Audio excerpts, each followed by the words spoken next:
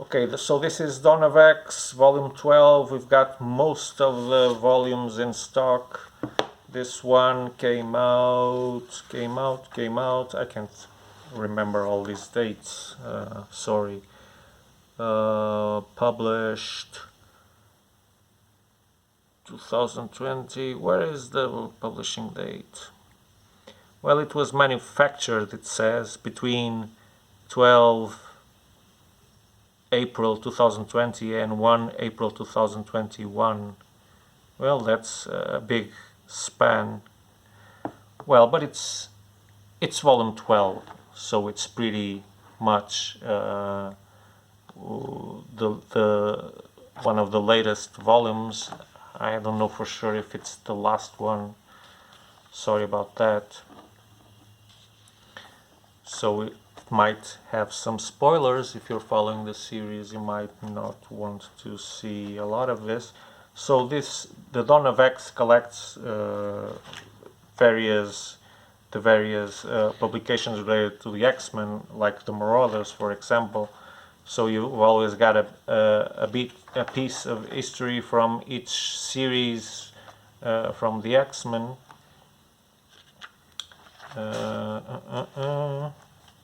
Like X Factor, for example, 2.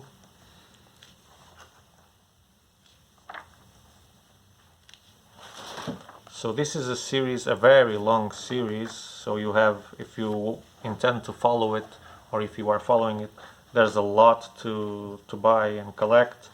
This is, in my opinion, the best way to read it all, because you've got Excalibur also, I think. You've got every bit and piece of the X-Men universe compiled in these books. So this collects Aliens from 2020, Marauders 2019, X Factor 2020, Giant Size X-Men, Magneto, Cable. Yeah, and you get it sequenced in a way that Jonathan Hickman and his guys feel that makes sense, and we should trust their judgment on that. So I think it's the best experience. Of course, if you don't like, for example, how the Marauders are going, you'll still get the Marauders, but in the end it will be less expensive to collect it this way, even if you feel the need to skip some storyline that you don't like. Okay, now jumping to Dark Horse and to a recent launch. From the pages of Hellboy, of course, every Mike Mignola book has the name Hellboy printed on it, because it seems that all the other characters aren't big enough to sell. I think they're wrong, but okay. That's marketing. So this one dates from, please help me and put some date here, 2014, blah blah blah, first edition December 2014. But I think this is a recent edition. It doesn't date to, it's probably a reprint, maybe something added. So the artwork is a little bit more cartoonish than we're used to in Mike Mignola's books. By the way, who's the artist?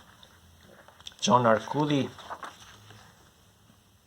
No, John Arcudi is helping with the story. The art is by Tonsi Zonjic, and the colors by Dave Stewart, which look great, by the way. Every Mignola book always looks great in terms of colors. So this is Lobster Johnson in his own adventures.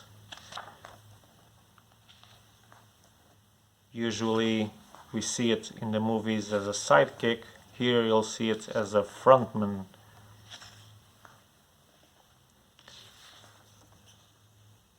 it's good to see all these characters from the Mignola-verse getting more notoriety. We've got Lord Baltimore, which is pretty well established. We've got Witchblade.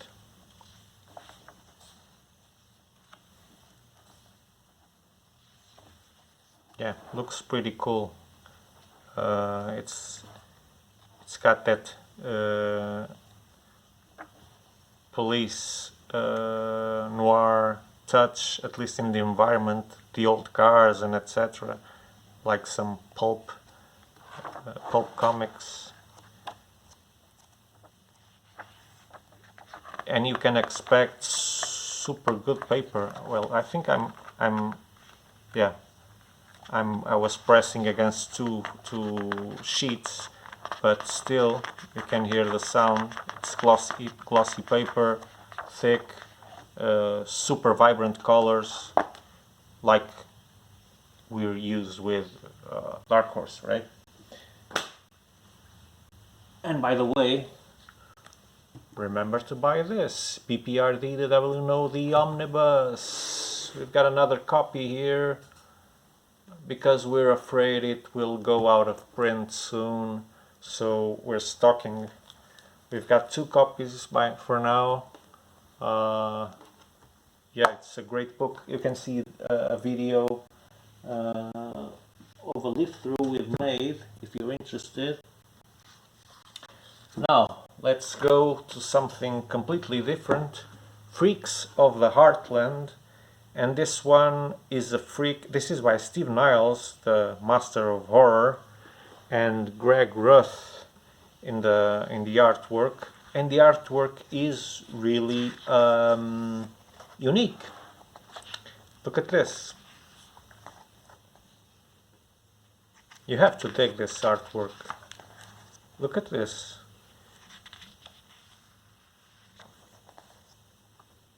It seems that it's painted with the fingers or something like that. It reminds of classical painters from the Renaissance period or something like that, or the Impressionists. More like it, more Impressionism than Renaissance. Sorry about that. Look at this artwork, these colors, the games with the shadows and light. If not for the artwork alone, this is worth enough just for the art. Look at this. The story is about mainly about two brothers. One of them is super strong, I believe. Let me see the summary and I'll just confirm it. But the older one has to take care of him. I think the younger one might be the freak that we see here. So it's easy to understand why he has to take care of him. Got some sketches, some incredible artwork here. Variant covers probably, or covers. I really enjoy this artwork. So this book was winner of the 2005 Spectrum Gold Award. I don't know if that's a prestigious award or not.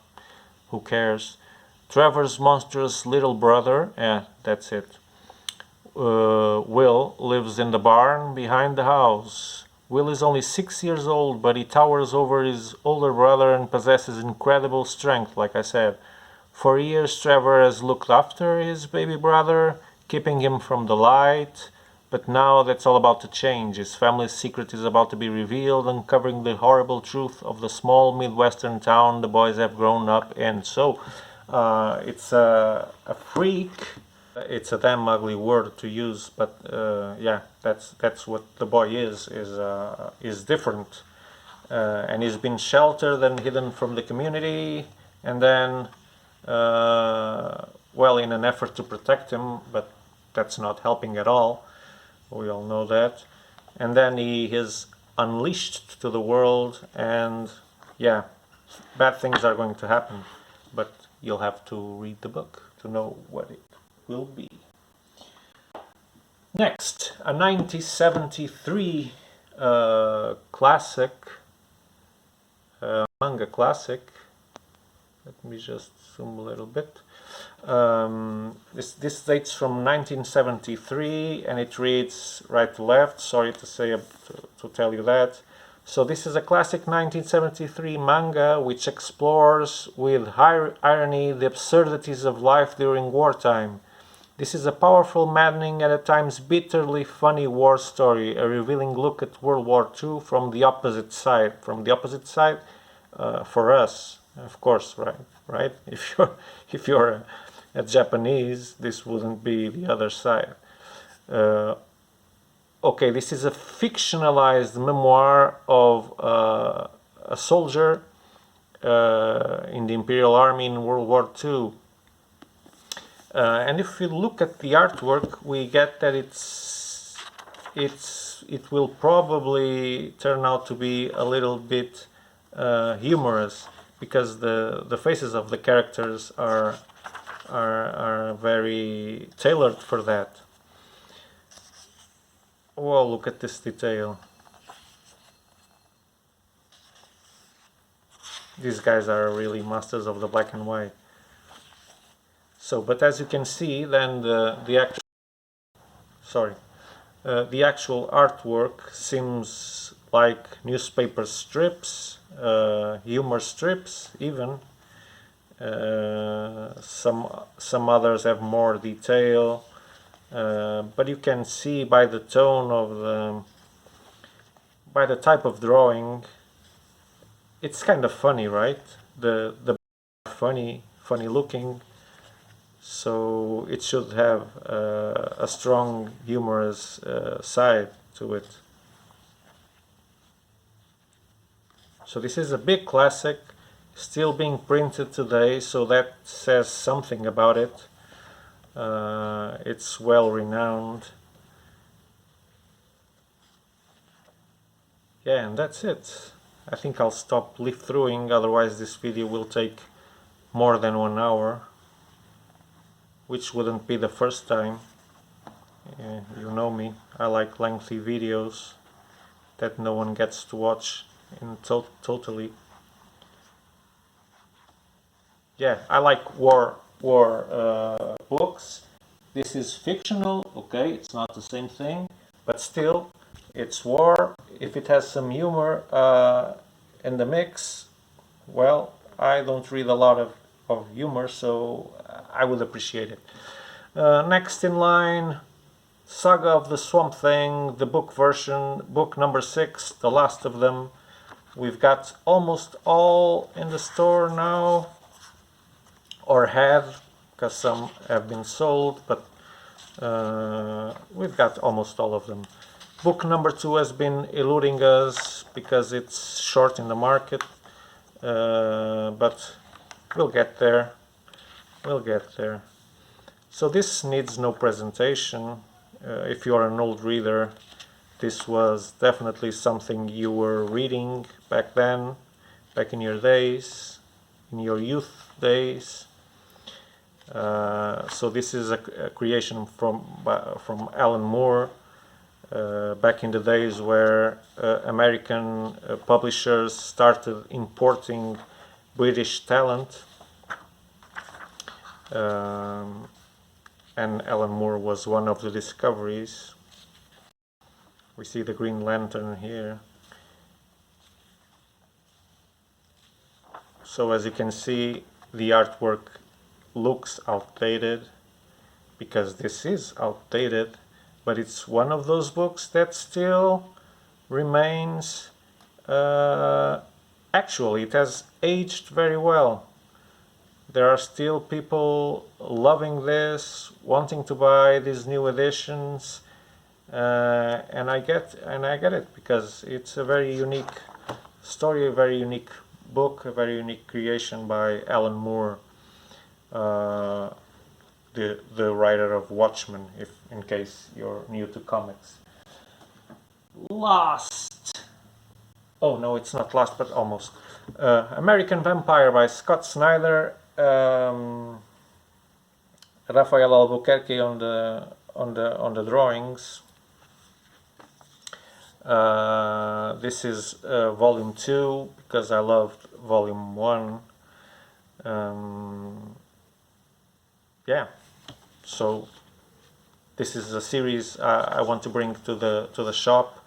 Want to have it complete here, hoping that we can get the full book. So if anyone wants to read the entire series, because once you read the first one, you'll want to read the rest. I guarantee you that. This is a great vampire book. Very fulfilling story, very rich, great dialogues and narrative, because this is not all about dialogues. So there's a very special vampire that can walk in the daylight, and in volume 1 he'll create a companion. Yep, and the other vampires don't really dig him because he can see the sun. Yeah, they don't like that. But yeah, you should check this. Start with volume 1, of course. And you'll be immediately drawn to it. I can almost guarantee you. Then, Daredevil, volume number 5. The impressive and highly acclaimed run by Chip Zdarsky that seems that will make an impact on Daredevil's history as one of the best runs. We're also trying to have all of the issues here in the store, but I'll be honest, we don't have all the issues. But this one will reinforce the ones we already have. And look at this artwork by Checchetto. Still Checchetto, yeah, it's been on the series regularly. That's great. Black Cat.